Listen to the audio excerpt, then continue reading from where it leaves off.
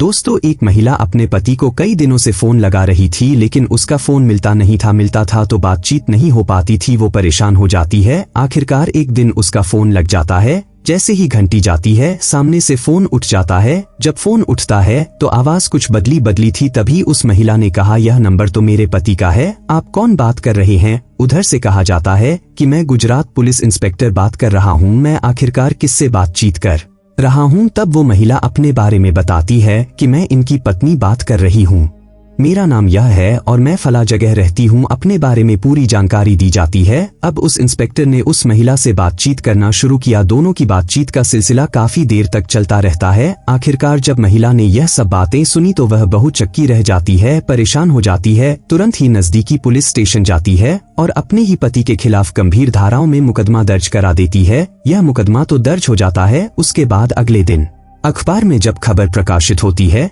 तो लोगों को यकीन नहीं हो रहा था कि एक व्यक्ति जो कि मेजर सेना में मेजर होता है और मेजर होने के बावजूद भी बड़े घर की लगभग 24 महिलाओं को अपना शिकार बना चुका था। जब और जांच पड़ताल की जाती है तो पता चलता है कि वह मेजर भी नहीं था, तो पूरी तरह से फ्रॉड निकला। दोस्तों, आज की कहानी को सुनने के बाद शायद आप लोग भी सोचने पर मजबूर हो जाएंगे कि कोई इंसान आखिरकार किस हद तक गिर सकता है। उसने न केवल अपना नाम बदला बल्कि अपनी पहचान बदली और अपना धर्म बदला, और उसके बाद वो एक के बाद एक लड़कियों को छलता चला जाता है। जब उसके बैंक की डिटेल निकलवाई जाती है तो पता चलता है कि उसके बैंक से करोड़ों रुपए का लेन देन हुआ है। साथ ही उसने हवाई जहाज से लेकर कई ऐसे बड़े बड़े सफर किए। साथ ही उसने बड़े बड़े होटलों में खाना भी खाया, बड़े बड़े लोगों से मिलना भी हुआ। आज की इस कहानी को सुनने के बाद शायद आप लोगों का भी भरोसा उठ जाएगा कि किसी से बातचीत करने से पहले कई बार सोचना चाहिए कि हम सही इंसान से बात कर रहे हैं या गलत इंसान से बात कर रहे हैं। नमस्कार दोस्तों, आज की जो सच्ची घटना मैं आपको सुनाने जा रहा हूँ, ये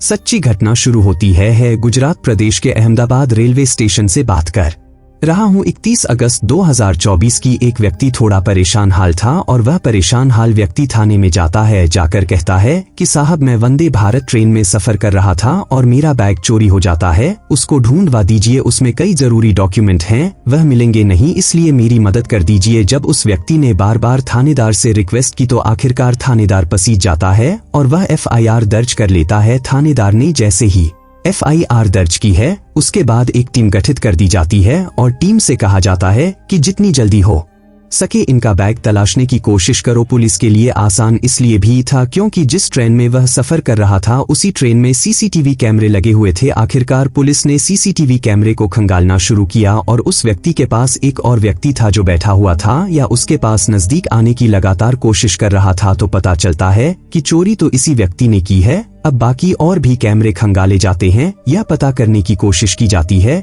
कि क्या इस व्यक्ति का भी इसी ट्रेन के अंदर रिजर्वेशन था या फिर बिना रिजर्वेशन के ही सफर कर रहा था। पुलिस को सफलता मिल जाती है और पता चलता है कि पीछे की जो 2-4 बोगियां थी उसी में ही उसका अपनी सीट भी बुक थी, उसका अपना रिजर्वेशन था। और जब जानकारी जुटाने पे पता चलता है कि अहमदाबाद में ही किसी लड़की को देखने के लिए आया था, अपनी शादी की बात करने के लिए आया था। खैर, यह पुलिस की आगे जांच के विषय में आता है। अब पुलिस ने इस व्यक्ति के बारे में जो जांच पड़ताल करना शुरू किया है, तो जिस आधार कार्ड से इसने अपने रजिस्ट्रेशन कराया था उस आधार कार्ड में तो इसका नंबर मिल जाता है, नंबर मिल जाता है, इसका पता मिल जाता है। पुलिस ने अब इस व्यक्ति की तलाश करना शुरू कर देती है। इसका नंबर सर्विलांस लगा दिया जाता है। सर्विलांस पे लगाने के बाद ताकि यह व्यक्ति पकड़ा जा सके, आखिरकार इसकी जो फोन की लोकेशन थी वो दिल्ली में पाई जाती है और पुलिस हो जाती है सक्रिय। गुजरात पुलिस से टीम जाती है और सीधे दिल्ली पहुंच जाती है। दिल्ली में यह एक जगह बड़े इत्मीनान से बैठकर शराब पी रहा था। जब शराब पी रहा था तभी इस व्यक्ति के पास जाकर इससे बातचीत करते हैं और इंस्पेक्टर साहब ने जैसे इसका हाथ पकड़ा, इससे कहा, हर्षित चौधरी तुम कैसे हो? राजस्थान के भरतपुर का रहने वाला हर्षित चौधरी जैसे उसका हाथ पकड़ा जाता है और उसकी डिटेल जो टिकट जिस आधार कार्ड से किया था उस आधार कार्ड से उसकी डिटेल पूरी मिल जाती है। अब आखिरकार जैसे उसका हाथ पकड़ा जाता है तो वह हाथ झटक देता है। जैसे हाथ झटकता है इंस्पेक्टर देखते रह जाते हैं। कई पुलिस वाले भी होते हैं। पुलिस वालों से वो घबराता नहीं है, खड़ा होकर कहता है, तुम्हारी हिम्मत कैसे हुई मेरे हाथ पकड़ने की? तुम जानते नहीं हो किससे बात कर रहे हो? तो पूछा जाता है कि हम किससे बात कर रहे हैं। वो बताता है कि मैं सेना मैं मेजर हूँ और आप मेजर से बात कर रहे हैं। एक सेना के अधिकारी से आप इस तरह से बात नहीं कर सकते, उसका हाथ नहीं पकड़ सकते। जब इस तरह की बात की जाती है तो जो पुलिस वाले होते हैं वो इंस्पेक्टर होता है 2-3 कदम पीछे हट जाते हैं क्योंकि सेना से जुड़ा हुआ ऑफिसर है, इसलिए वो उसे कुछ कह भी नहीं सकते थे। इसके बारे में पता चल ही जाता है कि हर्षित चौधरी, इसका नाम भरतपुर राजस्थान का, वो रहने वाला होता है। अब पुलिस वालों को लगा कि क्यों ना थोड़ी सी और वेरिफिकेशन कर ली जाए, जांच कर ली जाए, कहीं ऐसा ना हो कि यह जो बोल रहा है कि इसकी बात में सच्चाई है या नहीं है। पुलिस ने आखिरकार अपने सूत्रों से पता करने की कोशिश की। जब उससे पूछा जाता है कि तुम्हारी साहब पोस्टिंग कहां पर है, तो साहब अपनी पोस्टिंग बताते हैं, अपनी तैनाती बताते हैं। इसके हिसाब से फिर पुलिस ने थोड़ी देर, बहुत थोड़ा सा टाइम लिया और वेरिफिकेशन जब किया तो पता चलता है कि इस नाम का, यानी कि हर्षित चौधरी नाम का कोई व्यक्ति है ही नहीं जहां पर इसने बताया था। अब इस हिसाब से पुलिस की सांस में सांस आती है। पुलिस फिर से इसको पकड़ लेती है। अब की बार तो हाथ पकड़े थे, लेकिन पुलिस ने अब की बार इसको सही से पकड़ लिया, टाइट से पकड़ लिया ताकि यह भाग ना सके। बाकी जो लोकल की पुलिस ने मदद की थी, उसके बाद फिर इस व्यक्ति को लेकर सीधा अहमदाबाद पहुंच जाते हैं। अहमदाबाद के थाने में जाने के बाद इससे पूछताछ करते हैं। इसके पास जो फिलहाल डॉक्यूमेंट पाए जाते हैं, तो उन डॉक्यूमेंट में इसके पास आधार कार्ड, पैन कार्ड, साथ ही एक मेजर यानी कि सेना में इसके मेजर होने का एक सबूत भी दिया था। आई कार्ड था जो इसने इसकी जेब में रखा हुआ था। जैसे उसे देखते हैं तो उसे लगता है कि जब इस नाम का कोई मेजर है ही नहीं तो इसके पास कार्ड कहां से आता है। पुलिस अभी पूछताछ ही कर रही थी कि पूछताछ के दौरान एक फोन आता है। फोन आने के बाद एक महिला बातचीत कर रही थी। महिला ने कहा कि मैं अलीगढ़ के बन्ना देवी एक थाना लगता है, मैं वहां की रहने वाली हूं और यहाँ लोहिया नगर में रहती हूँ। मैं अपने पति से बातचीत करना चाह रही थी।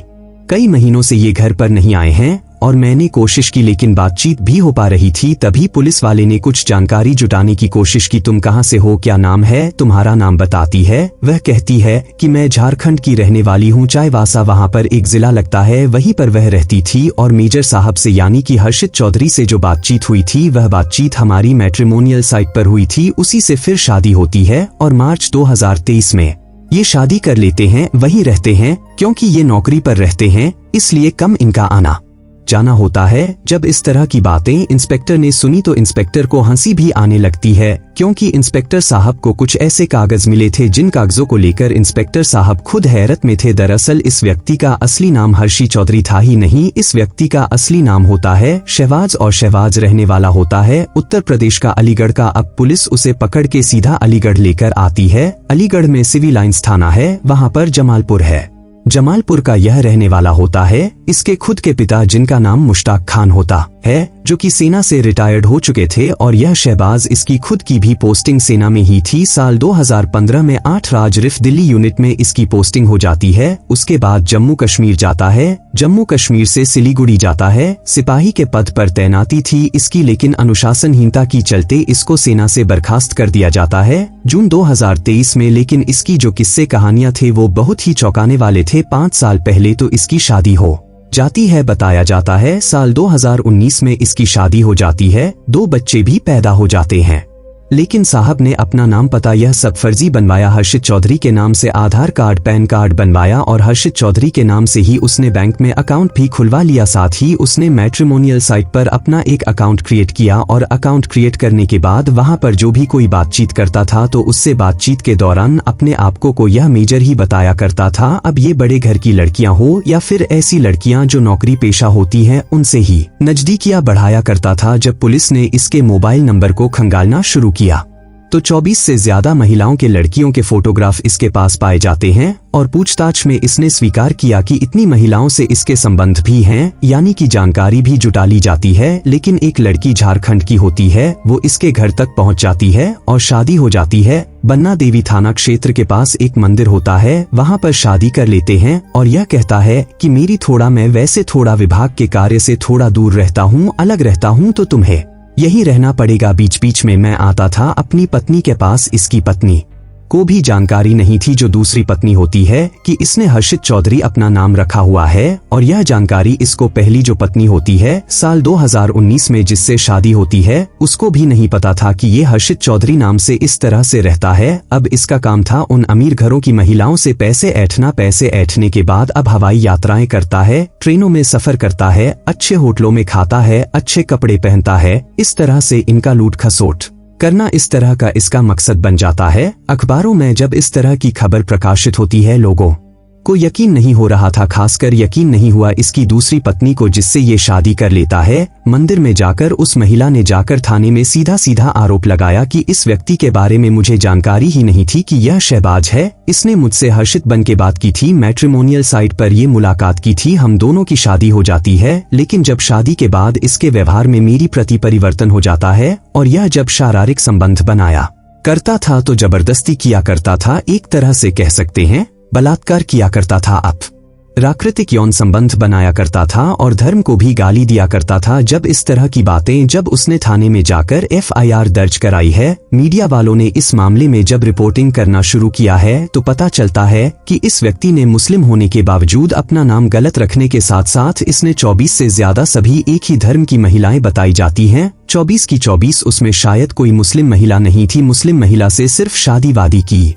पुलिस आखिरकार इस मामले में अभी जांच पड़ताल में जुटी है कि आखिरकार इसके अभी कितने पत्ते खुलने बाकी हैं और कितना इसने गलत काम किया है। अपना हर्षित नाम से इसने अकाउंट खुलवाया होता है, बताया जाता है PNB में, यानी कि पंजाब नेशनल बैंक में। उसमें बड़े मोटे पैसों का लेन देन भी हुआ है। आखिरकार इतना मोटा पैसा इसके पास आया कहां से? पुलिस विभाग इस मामले की भी जांच पड़ताल में जुटा हुआ है। अभी इसके बारे में अभी कई तरह के पत्ते खुलने बाकी हैं। पुलिस ने इसे गिरफ्तार किया, पूछताछ की, फिर उसके बाद जो भी पूछताछ होनी होगी। लेकिन फिलहाल ये अहमदाबाद की जेल में बंद है। और इसके कारनामे जब सोशल मीडिया पर और अखबारों में वायरल होते हैं तो लोगों को यकीन नहीं हो रहा था कि एक इंसान आखिरकार यह सब इतना ढोंग किस लिए क्यों कर रहा था, जबकि वह शादीशुदा होता है और 2 बच्चों का बाप भी होता है। दोस्तों, इस पूरे घटनाक्रम को सुनाने का उद्देश्य किसी को परेशान करना नहीं है, किसी का दिल दुखाना नहीं है, बल्कि आपको जागरूक करना है, आपको सचेत करना है और आपको बताना है कि हर चमकती चीज सोना नहीं होती है। इसी तरह से मैट्रिमोनियल साइट पर या अलग अलग शादियों की जो वेबसाइट बनी हुई हैं, वहां पर शादी करने के लिए जो लोग अपनी प्रोफाइल बनाते हैं तो चमकती हुई प्रोफाइल बनाते हैं ताकि किसी पर भी एकदम से अचानक से इंप्रेशन पड़ जाए। और खासकर लड़कियां या महिलाएं एकदम से देखते ही अट्रैक्ट हो जाती हैं और उसके बारे में वेरिफिकेशन करने की भी कोशिश नहीं करती हैं कि आखिरकार हमारी बात किस शख्स से हो रही है, क्या वो सही भी है या गलत है, कौन नहीं है। कम से कम उसके घर जाकर उसके परिवार के बाकी लोगों से मिलने की कोशिश की जाए और भी कुछ नहीं तो आसपास के लोगों से बातचीत करने की कोशिश की जाए। कहीं ऐसा ना हो कि जिस तरह से शहबाज ने हर्षित चौधरी बनकर 24 से ज्यादा महिलाओं को ठगा है, कहीं आपके साथ ऐसी कोई वारदात ना हो जाए। इसलिए आपको सचेत रहने की और सतर्क रहने की जरूरत है। दोस्तों, आप सब लोग अपना ख्याल रखें, सुरक्षित रहिए। जय हिंद, जय भारत।